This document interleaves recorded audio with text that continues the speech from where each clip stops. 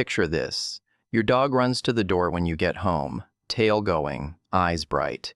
You read that as happiness, and statistically, you're probably right. But veterinary behaviorists are now documenting something that should make every dog owner pause. Dogs who display all the classic markers of contentment, enthusiasm at the door, food drive, play initiation, affection seeking, are increasingly being assessed with clinical anxiety profiles. Not despite those behaviors, sometimes because of them.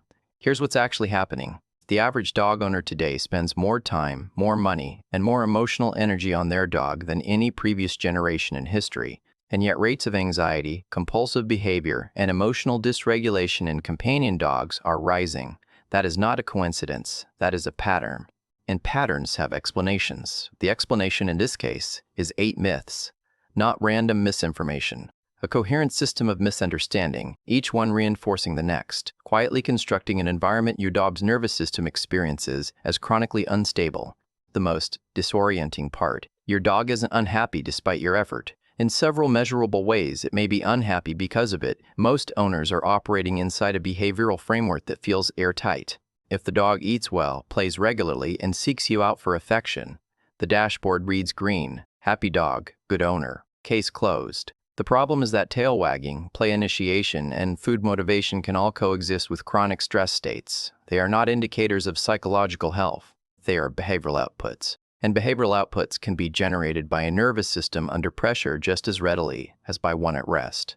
The dashboard isn't broken. It's just measuring the wrong thing. So what does unhappiness actually look like in dogs? Not sadness, not visible distress.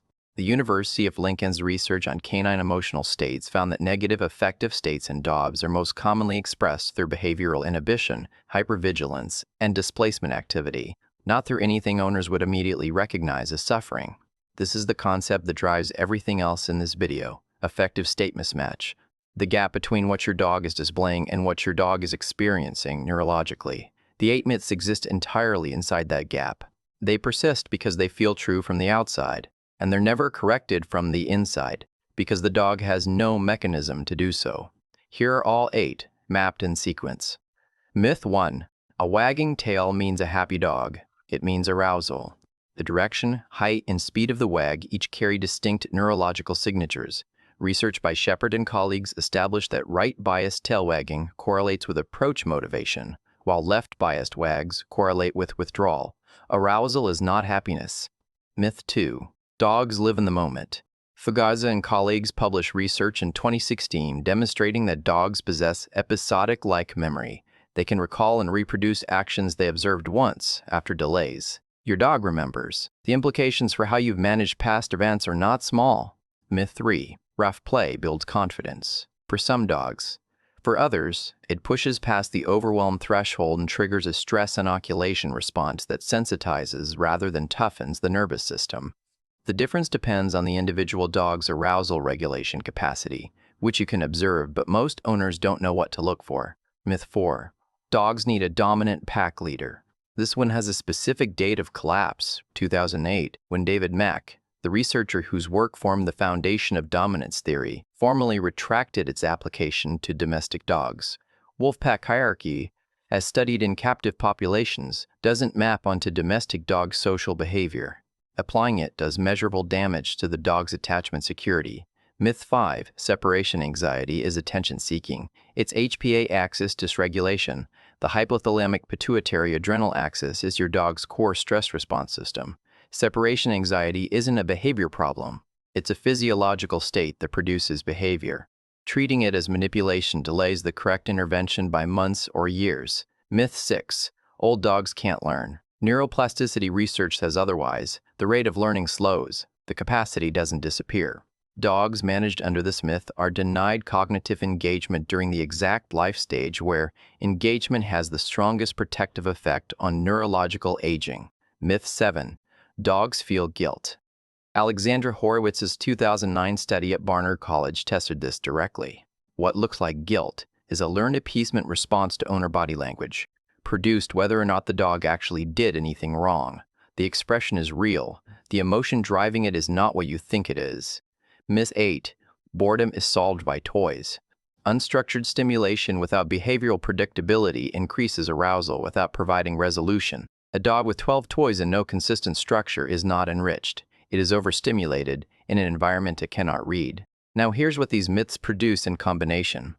Dogs living under chronic affective mismatch learn to generate owner-pleasing behaviors. Greetings, tail wags, play solicitation as regulatory strategies, not genuine emotional expressions. Ethological research on appeasement behavior shows that dogs under social pressure default to displays that are neurologically distinct from intrinsically motivated positive states. The dog that always seems happy is sometimes the dog working the hardest to manage an unpredictable social environment. Compare that to what genuine psychological health actually looks like. A healthy dog shows variable emotional expression, real disengagement, selective interaction, self-directed rest. A myth-managed dog shows either flattened affect or hyperconsistent positivity. Both are stress indicators. Genuine happiness in dogs looks quieter and more irregular than most owners are comfortable accepting. The compounding effect matters here. These myths don't produce 8 separate problems. A dog conditioned under dominance theory responds differently to moment-focused management, producing a third, emergent dysregulation pattern that neither myth alone would create. Behavioral systems theory applied to animal learning shows that myth-based management builds one complex, layered psychological state exponentially harder to address than its individual parts. And it gets more direct than that. University of Vienna researchers in 2019 documented cortisol synchronization between long-term owners and their dogs shared stress hormone fluctuation patterns. An owner who misreads unhappiness as happiness, then responds with myth-driven management, is not failing to help. They are actively maintaining the dysregulation loop while experiencing themselves as a devoted, attentive caretaker. The body keeps score. Chronic affective mismatch drives sustained cortisol elevation, reduces baseline oxytocin, and progressively sensitizes the amygdala, lowering the threat detection threshold over time.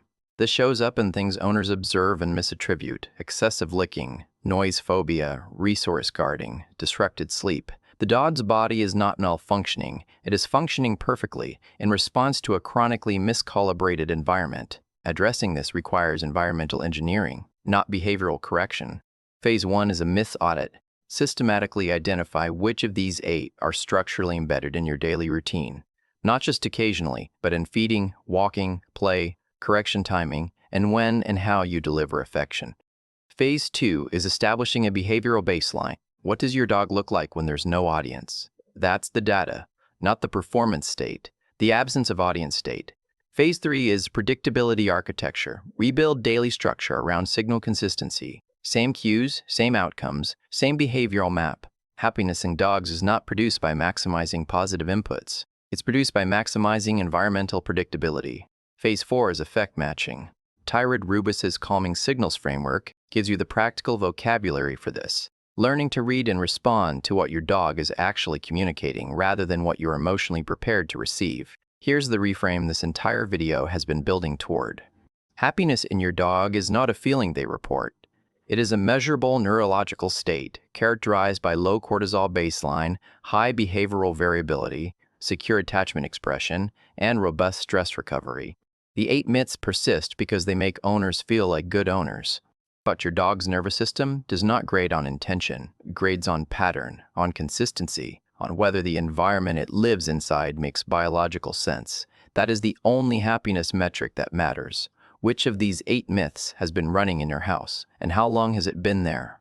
Drop the number in the comments. The next video goes deep on one specific myth and its long-term behavioral consequences, and it's probably the one you're most convinced doesn't apply to you.